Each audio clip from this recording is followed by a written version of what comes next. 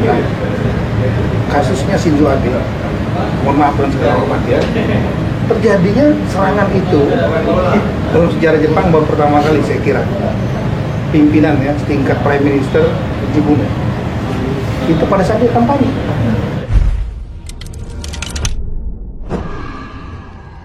Assalamualaikum warahmatullahi wabarakatuh. Waalaikumsalam warahmatullahi wabarakatuh.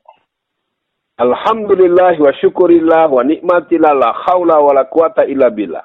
Pemirsa, kita jumpa di ruang tayang dibacain berita bersama Bung Kameramen yang sedang libur panjang sekali.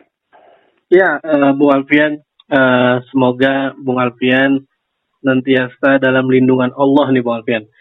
Dan capres-capres yang dipilih oleh ulama-ulama kita juga dalam lindungan Allah. Kenapa Bung Alfian? Karena yang terbaru adalah ini diposting ya Bung Alfian oleh rmol.id. Kalau dia menarasikannya adalah sadis. Anies digigit kupingnya sama pria misterius. Nah, jadi memang kalau kita baca komentar atau captionnya Bung Alfian, jadi kondisinya adalah ya emang mungkin ya orangnya mungkin itu kayak pengen meluk, tapi kok ngarahnya ke kuping. Nah itu pertanyaannya tuh. Nah kemudian yang kedua adalah sampai kacamatanya Anies itu terjatuh Bung Alfian.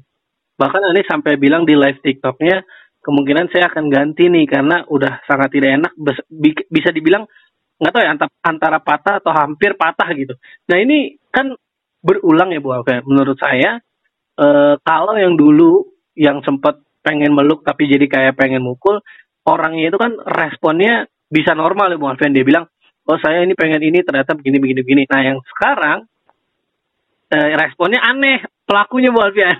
Makanya gimana nih respon awalnya dulu deh Bu Alfian, silakan. Kecintaan Bapak, dedikasi Bapak, antusias Bapak ke Pak Anies, saya tidak menyalahkan. Ya. Tapi tindakan yang Bapak perbuat tadi membahayakan keselamatan Pak Anies. Ya. Bismillahirrahmanirrahim. Yang jelas, bagaimanapun pernyataan Babe Tito Karnavian itu harus jadi rujukan. Betul. Terlepas dia bicara di mana, terlepas dia bicara untuk apa. Nah, kalau dari saya tetap pertanyaan, ngapain ngomong-ngomong begitu? Dia itu kan tetap saja dimensinya dia harus tahu sebagai seorang public figure. Dan buat saya pernyataan tersebut bisa menjadi sebuah isyarat, bisa juga menjadikan sebuah teror lisan. Nah kembali apa yang dialami oleh Pak Anies Baswedan, menurut saya itu menjadi pesan kepada seluruh relawan, pada seluruh pengusung, seluruh pendukung, maupun para tim pengamanan yang sesungguhnya juga disiapkan negara. Jadi Bung Kameramen harus tahu, kalau ada apa-apa itu yang tanggung jawab itu TNI Polri. Betul. Karena ketika mereka tiga-tiganya sudah disahkan sebagai pasangan calon yang resmi menjadi calon Presiden Republik Indonesia, maka pengamanan mereka secara protap, secara SOP harus sama. Itu jadi kalau ada apa-apa tetap harus dikejar itu Panglima TNI dan Kapolrinya. Terus terang aja Bung Kameramen, ini agar menjadi perhatian. Tapi tentu respon awal dari saya adalah seluruh pihak harus melakukan, terutama tim pengamanan, biasanya ada pengamanan pelapis ring 1, ring 2, dan pengamanan jarak jauh. Itu mungkin juga termasuk pengamanan berseragam dan tidak berseragam, itu sudah menjadi hal yang biasa. Jadi saya pikir respon awalnya adalah pengamanan diperketat dan permohonan perlindungan kepada Allahnya juga diperhebat. Begitu respon awal saya. Iya, Bu Alfian. Karena saya juga khawatir gini, Bu Alfian. Karena yang dulu alasannya ngefans banget, nanti ke depannya pelaku kejahatan bisa dong, Bu Alfian, pakai alasan ngefans banget kan kasihan juga Pak Anies, Bu Alfian, jadi target kejahatan gitu, Bu Alfian. Nah, terus saya juga heran ya, Bu Alfian. Sering ketika targetnya adalah umat Islam, calon pemimpin Islam, itu dianggapnya sebagai cepet-cepet lah ya, dicapnya sebagai ODGJ. Yang saya bingung itu, kenapa orang gila itu bisa niat dari rumah, datang buat melukai orang, itu aja menurut saya nggak masuk akal tuh Bung Alfian. Nah tapi itu pertama yang perlu Bung Alfian respon. Yang kedua, saya bacakan sedikit caption dari video ini Bung Alfian ya. Anies Baswedan diserang pria misterius. Awalnya Anies berjalan di tengah barisan pendukung dibantu pengawal. Tiba-tiba seorang pria menerobos border, bersalaman sambil menarik Anies berpelukan, tapi seperti mau menggigit bagian telinga Anies. Seperti kesakitan Anies menghindar kacamata terlepas dan patah karena terinjak. Belum ada penjelasan pria tersebut pendukung Capres nomor 1 atau penyusup. Peristiwa tersebut terjadi saat Anies mengunjungi Ponpes Cipasung, Tasikmalaya. Ya menurut saya kalau ngincer cium tangan maksudnya ya, itu nggak mungkin sampai ke kuping, itu logikanya. Nah Bu Alvin, mungkin saya sepakat sekali dengan omongan Bu Alvin bahwa Kapolri dan Panglima TNI harus melindungi semua paslon ya Bu Alvin. Tapi kan kita tidak bisa menghindari, tidak bisa menjamin omongan cawe-cawenya Jokowi. Ini bagaimana Bu Alvin? Ya, yang jelas segera kita tuntut adanya penjelasan resmi dari pihak aparat. Iya. Kalau tidak berarti kita bisa menduga bahwa aparat terlibat dan aparat bagian daripada proses-proses itu. Itu jangan salahkan kalau praduga tidak bersalah itu bisa muncul.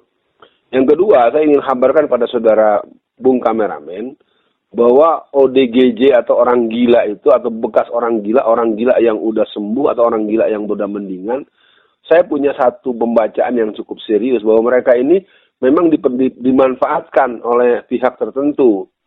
Caranya adalah dia mendatangi pihak rumah sakit yang pernah merawat beberapa orang gila yang ada file data pribadinya, ada arsip data pribadinya bahwa dia pernah di situ dan berurusan dengan gangguan kejiwaannya. Nah, kemudian dia sudah pulang dengan asumsi sudah mendingan atau dia sudah sembuh. Nah, jadi ketika dia melakukan sesuatu hal dan kemudian mereka diberikan stressing point sebagai pengidap kegilaan atau ODGJ dan apapun istilah lain itu, mereka jadi bebas demi hukum karena mereka memang ada riwayat gila yang ada di rumah sakit. Dan ini kelihatannya lagi-lagi menuntut penjelasan dari pihak kepolisian.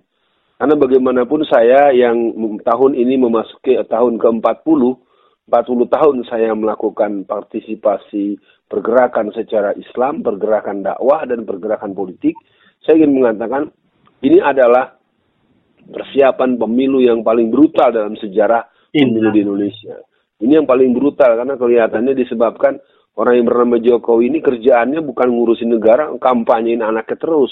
Ya, Bung Alfian, memang betul yang Bung Alfian sampaikan sebelumnya, walaupun omongan Tito itu konteksnya merespon hal lain, tapi kan itu berarti menjadi ini juga ya Bu Alfian, seperti sedikit ancaman lah. Nah mungkin dengan tanda-tanda Anies diginiin, ya bisa diduga pelakunya selain 01 lah Bu Alfian, karena kita belum melihat kan ada yang mengganggu 02 dan 03. Ini kan juga menarik nih Bu Alfian.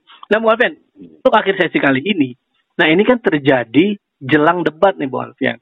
Jelang debat capres yang kedua ya Bu Alfian kalau capres. Nah tapi mungkin kalau untuk resminya kalau digabungin dengan cawapres ini jelang debat yang ketiga. Nah ini kan jelang debat Anies dilukai Bu Alfian, kacamatanya hampir patah. Secara respon saya melihat Anies dia tidak ada rasa takut sih Bang Alfian. Tapi kan kita sebagai yang mendukungnya deg-degan juga ya kan, khawatir capres kita, capres hasil ijtima ulama dilukai, diapakan. Nah, ini kan jadi mengkhawatirkan. Jadi untuk akhir sesi kali ini, apa yang perlu kita lakukan, Bung Alfian? Pertama, mengantisipasi. Dan apa yang perlu kita lakukan kalau misalnya, na'udzubillah ya Bung Alfian, sampai benar-benar ada yang nekat, Bung Alfian, mengganggu Pak Anies, melukainya dengan serius. Nah, itu kan na'udzubillah ya Bung Alfian. Jadi untuk closing, silakan Bung Alfian. Ya, dari saya ya, buat pemirsa semua, apa yang sedang dibicarakan ini merupakan bagian daripada cegah tangkal. Ya, ini merupakan deteksi dini dan semacam warning buat semua pihak bahwa apa yang terjadi, kalau boleh dibilang Bung Kameramen, konflik antara 02 dan 03 yang akhirnya membuat Panglima TNI berujar itu juga jadi serius. Nah, dari saya yang pertama untuk Pak Anies Baswedan yang pasti juga dengan Pak Muhaimin Iskandar, Anda berdua harus terus meminta restu kepada kedua orang tua Anda atau orang tua Anda yang masih ada. Yang kedua, buat kalian berdua, kalau bahasa orang tua ini buat kalian berdua, agar tetap menjaga internal yang ada di lingkungan. Karena saya melihat untuk pasangan Amin ini agak berisik sedikit nih Pak Sudirman Said dengan Ahmad Ali ya. Dan saya lihat cukup serius, apalagi podcastnya Akbar Faisal Unsensor ini juga memberikan pandangan-pandangan yang perlu didiskusikan secara internal oleh pihak Amin. Ya, memasuki pendapat tentang bagaimana kalau ada orang yang melakukan tindakan yang lebih jauh, lebih nekat, atau mengarah kepada hal yang membuat katakanlah luka serius atau ujungnya mungkin sampai menimbulkan kematian, ya menurut saya pertama kita berpegang kuat bahwa ini adalah hal yang harus dikuatkan dengan dasar hukumnya kullu nafsin zaikatul maut. Setiap yang hidup itu pasti mati. Inna lillahi wa inna ilaihi rajiun. Setiap yang ada di dunia ini akan berakhir kembali kepada Allah. Konsep itu menjadi konsep kesadaran di masa kita masih diberi kehidupan.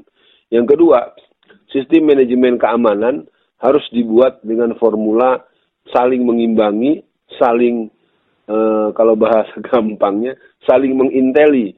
Karena kalau kita ingat dulu kasus Anwar Sadat yang pernah ditembak itu oleh seorang yang terlepas motifnya apa, tapi itu pengawal pribadinya yang menembak Anwar Sadat.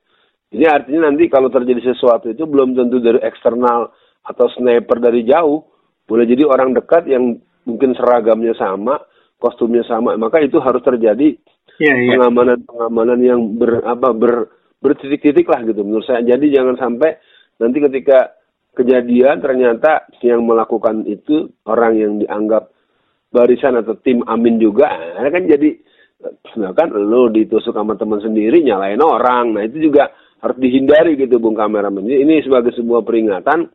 Sekali lagi saya membaca dan terus terang, dan juga terakhir saya mendengar ada riset di Australia, sebuah riset yang cukup berkelas, itu memang membuat Anies Rashid Baswedan tidak terbendung. Ya, sulit dibantah karena mereka berbuat dengan kualitas akademis, dengan sistem pengolahan data yang sangat teruji di kampus, dan kelihatannya memang pergerakan di bawah ini baik di desa-desa, di kampung-kampung, dan di berbagai komunitas masyarakat. Saya yang kebetulan berada di Jawa Tengah dalam jangka waktu yang panjang di musim kampanye ini, melihat Solo saja muncul satu kalimat asal bukan Gibran atau Solo bukan Gibran. Itu saja menjadi catatan yang efektif memberikan ruang yang kuat buat masyarakat, memberikan dukungan yang lebih tinggi kepada Pak Anies Rashid Baswedan. Jadi kesimpulan dari saya, tetap waspada, berserah kepada Allah, jangan lengah, bukan hanya soal penampakan fisik yang terhubungan dengan makanan, berhubungan dengan minuman, berhubungan orang nanti dengan menghembuskan sesuatu, menggunakan rokok atau menggunakan yang lainnya. Jelas pengamanannya harus dalam konteks yang betul-betul settle. Sekian dibacain berita. Assalamualaikum warahmatullahi wabarakatuh.